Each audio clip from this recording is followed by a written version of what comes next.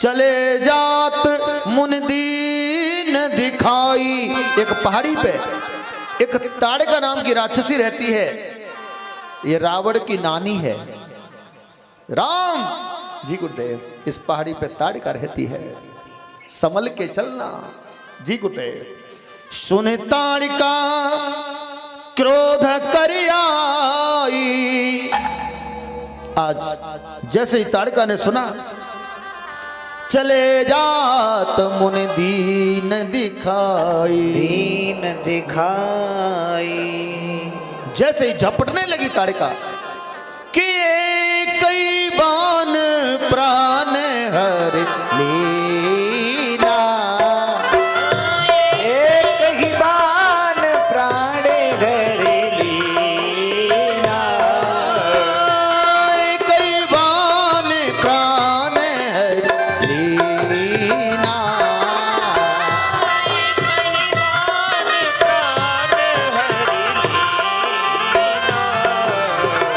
दीन जानते ही निज पद दीना।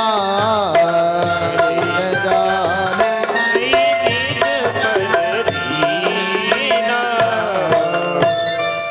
दीन जानते ही निज पद दीना।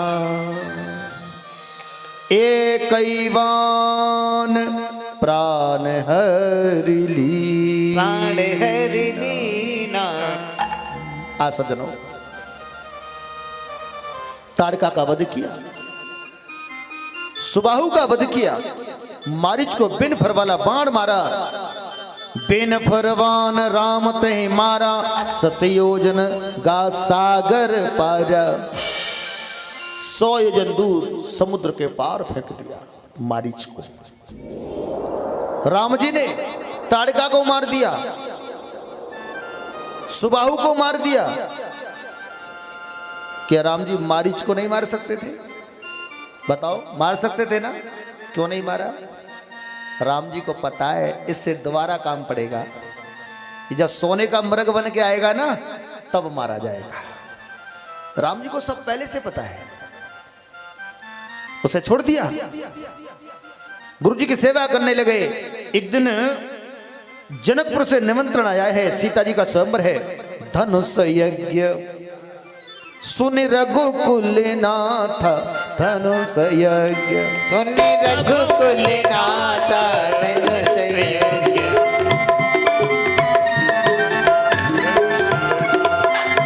धनुष यज्ञ धनुष यज्ञ सुन रघुकुल नाथ। यज्ञ सुन रघुकुल नाथ। हरस चले हरस चले मुनिवर के साथ। हरस चले मुनिवर के साथ। हरस चले हरस चले मुनिवर के। मुनिवर के साथ। आज रास्ते में एक पत्थर की शिला पड़ी है। राम जी रुक गए। गुरु जी, राम क्या हुआ? ये पत्थर की शिला यहाँ क्यों पड़ी है? ये आश्रम किनका है? इसमें तो कोई रहता ही नहीं। बोले राम, इसकी तो बहुत लंबी कथा है। गुरु जी प्लीज मुझे बताइए ना। एक गौतम ऋषि की नारी है, अहिल्या इसका नाम है। गौतम नारी श्रापवश उपल देह धर धीर। चरण कमल रज चाहती, कृपा करो रघुवीर। कृपा करो रघुवीर। क्या ये श्राप कैसे लगा? राम, एक बार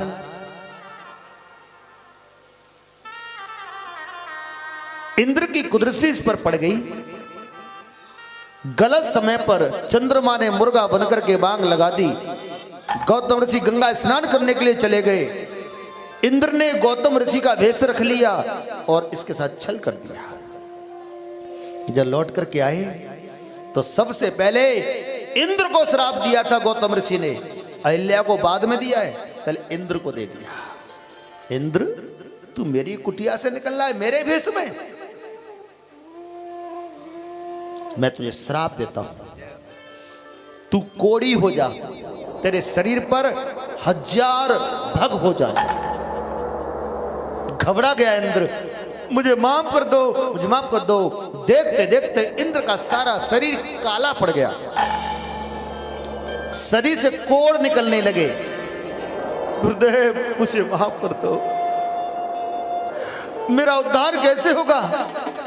तब एक वरदान भी दिया था, जा जिस दिन तू राम की बारात में शामिल हो जाएगा, तेरे सारे कोड़ आंखें बन जाएंगे। इंद्र वहां से भाग गया। फिर अहिल्या से कहा, तुम पत्थर की तरह पड़ी रही, अपने पति को नहीं पहचान सकी, हम तुम्हें श्राप देते हैं, तुम पत्थर हो जाओ। जब अहिल्या पत्थर बनने लगी, स्वामी मेरा उद्धार कैसे होगा? जब दया आई, वरदान भी दिया, जा एक दिन राम आएंगे, राम की चरण रज तुझे मिलेगी, तेरा कल्याण हो जाएगा। आज वो समय आ गया है राम, ये वही अहिल्या है। जैसे राम जी ने जाकर के चरण लगाया, जैसे धूल के कण पहुंचे, आज वो पत्थर नारी बन गया, अहिल्या बन गई। बोले अहिल्या मैया की जय। क्या हुआ? भगवान के चरणों में अहिल्या ने दंडवत प्रणाम कर दिया, रोने लगी। आज क्या हुआ? बाबा जी बड़ा प्यारा लगता है। पर सत पद पावन शोक न सावन, प्रगट भई तप पुंज सही। पर सत पद पावन शोक न सावन, प्रगट भई तप पुंज सही। देखत रघुनायक जन सुखदायक, सनमुख होई कर जोरी रही। देख सुखदायक, सनमुख होई कर जोरी रही। अति प्रेम अधीरा फूल कसरीरा, मुख नहीं आवही बचन कही। अति प्रेम अधीरा फूल कसरीरा, मुख नहीं आवही बचन कही। अतिशय बड़ भागी चरण निलागी, जुगल नयन जलधार बही। पर सत पद पाव शोक न सावन, प्रगट भई तप पुंज सही। पर सत पद पावन शोक न सावन, प्रगट भई तप पुंज सही। पर सत पद पावन शोक न सावन, अति प्रेम अधीरा पुलक शरीरा, मुख नहीं आवे बचन कही। अतिशय बड़ भागी चरण लागी, जुगल नयन जलधार वही। अहिल्या रोने लगी, प्रभु मुझसे कोई शब्द मुख से नहीं निकलता, मैं आपको कैसे धन्यवाद करूं। आज भगवान को प्रणाम करके पति लोग को उड़ गई। आज भगवान आगे चले, जनकपुर में पहुंचे हैं, भव्य स्वागत किया गया। मिथिला नगरी बहुत सजी हुई है। आहा, जनकपुर की सजावट, मेला लगा हुआ है, बहुत सुंदर।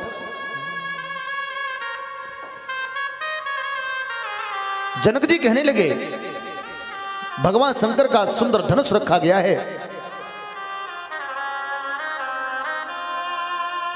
गुरुदेव ये बालक कौन है? ये राजा दशरथ के पुत्र हैं, मैं यज्ञ की रक्षा के लिए लाया था।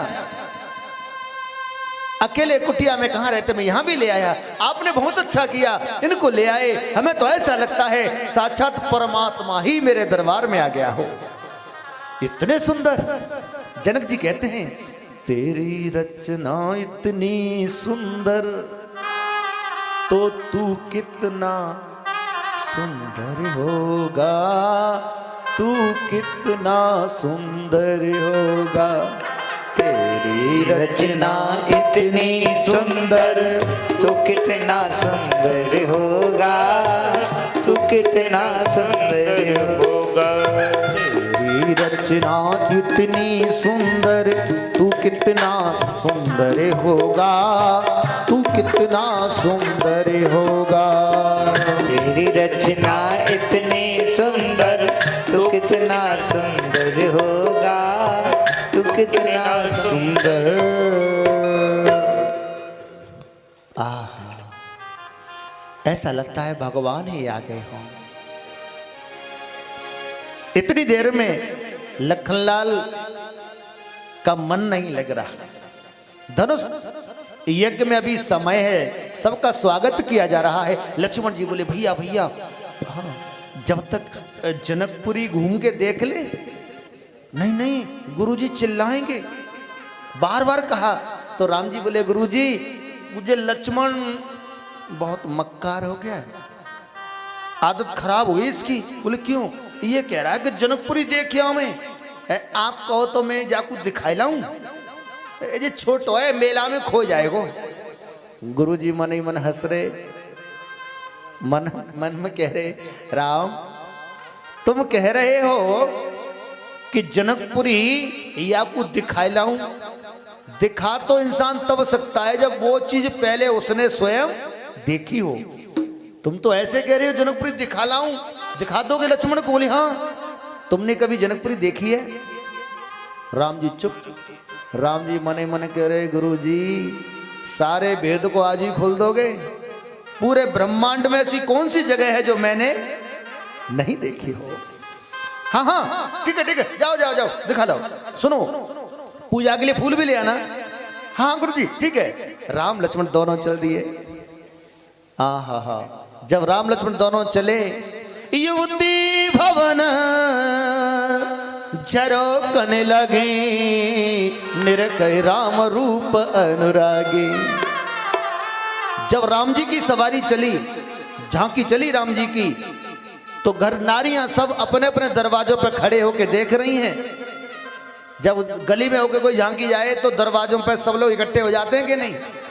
युवती भवन झरोकन लगे, निरख राम रूप अनुरागी। आज जैसे ही घर की नारियां सब देखने लगी, दरवाजे पे खड़े होके भगवान की सवारी को सास भी देख सकती है, ससुर भी देख सकते हैं, ननद देवर जेठ सब देख सकते हैं। एक कोई घर में ऐसा होता है जो दरवाजे पे खड़े होकर नहीं देख सकता। बताओ कौन होता है? वो दरवाजे पे खड़े होकर नहीं देख सकता। एक इंसान घर में ऐसा होता है, नहीं पता? सबको मालूम है। घर की बहू है। अरे ससुर खड़े हैं, सास खड़ी है, तो बहू कैसे आ जाएगी सामने? बहुएं नहीं देख पाती, तो बहुएं फिर कहां से देखती हैं? ऊपर छजलियों से। यही तो रामायण में लिखा है, युवती भवन झरोकन लागी। पहले मुंडेर बनवाते थे राजा लोग, ऐसे झरोके होते थे, वो झरोके इस रामायण में लिखे हैं। निरखे राम रूप अनुरागी। अब सुनो, झरोकों में होकर के देख रही हैं लेकिन देख नहीं पा रही।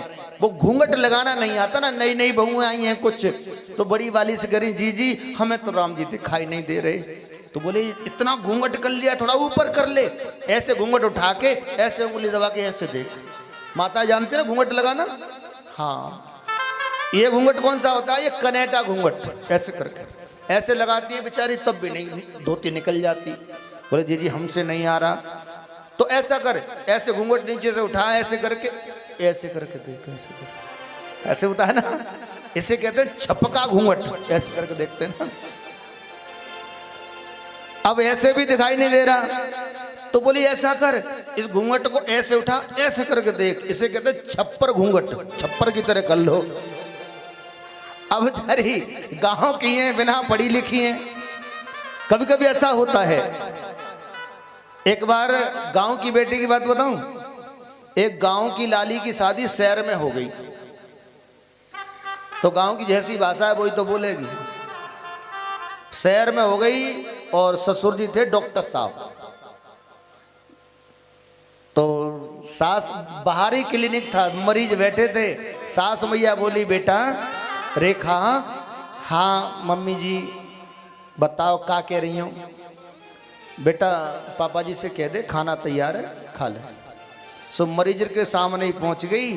सो बहू बोली पापा, डॉक्टर साहब बोले हाँ मम्मी जो कह रही है चलो रोटी खाए ले। डॉक्टर साहब बोले रेखा अंदर जा। मैंने सब नाक कटवा दी मेरी, ये कैसी बहू उठा लाए डॉक्टर साहब। अब भीतर डॉक्टर साहब गए, रेखा इतकुआ इधर आ। हाँ पापा। बेटा चल ठीक है, तेरा नसीब तेज है, तू शहर में आ गई, लेकिन कम से कम बोलना तो सीख ले, ये शहर है, ऐसे बात नहीं करते। तेने तो मेरी सबरी नाक कटवा दी। सो नाक पे पापा के डॉक्टर साहब के हाथ लगा के दे रही, पापा खून तो निकल रहा है, कटी कहाँ है। अरे और जहाँ टेम्परेचर हो गया डॉक्टर साहब का। अरे पागल, शहर की तरह बोला कर। ये पापा शहर में कैसे बोलते हैं? ऐसे नहीं बेटा, ऐसे बोला कर, पापा जी खाना खा लो जी, ऐसे बोलते हैं। अच्छा, जी लगा के बात करते हैं शहर में। हाँ कल से ऐसे ही बोलूंगी। अगले दिन फिर मरीज आएंगे। एक सूचना देवे भजी चली गई, छत पे कपड़ा सूख रहे, तो पापा जी को अंगोछा उड़ के जमीन पे गिर पड़ो। और कहूं तो भैंस चली आई, तो भैंस ने भाई अंगोछा के ऊपर गोबर कर दियो, और जाई बात है बताए हुए चली आई मरीजन के सामने। बोले आज पापा जी खुश है जाएंगे, मैं जी लगा के बात करूंगी। सो आए के बोली पापा जी, हाँ भैंसिया जी के पड़रा जी ने तुम्हारे स्वापा जी पे गोबर जी कद्दो जी। डॉक्टर साहब बोले तो भीतर जा, भीतर जा, रहे बच्चे तुझे आज काट के रख दे। तो गांव की बेटियां भैया ऐसे ही बोले, बोझाने घूंघट लगाए हुई ना आवे। बड़ी बड़ी बहुएं बोली जा घूंघट के चक्कर में राम जी निकल जाएंगे, ऐसा कर पीछे को गिरा दे। जागू कहते सपा चिट्ट घूंघट, पीछे को गिरा दे। अब देख रही हैं, तब राम जी में अनुराग हो गया। निरखहि राम रूप अनुरागी, अनुरागी।